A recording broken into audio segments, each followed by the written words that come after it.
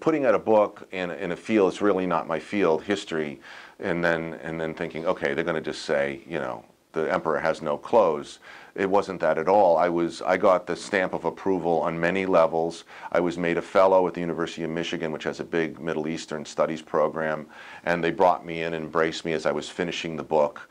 Certainly those guys know whether my book is legit or not.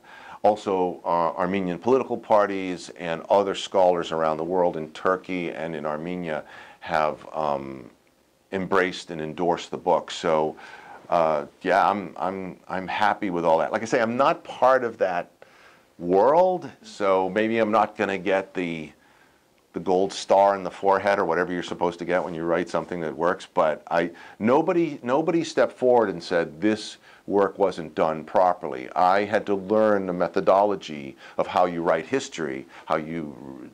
I didn't plan on doing. By the way, I didn't plan on doing primary research. I planned on simply reading everything there was in the topics, and then sort of digesting it and handing it over to the reader. That's typical of popular histories, but in this case, I kept hitting the outer frontiers of my topic, and then I had to do the primary research. I had to go into the British archives or into some archive in Italy or whatever and just say, wait a minute, I got to get what happened? And then the only way to find out would be to do the primary research.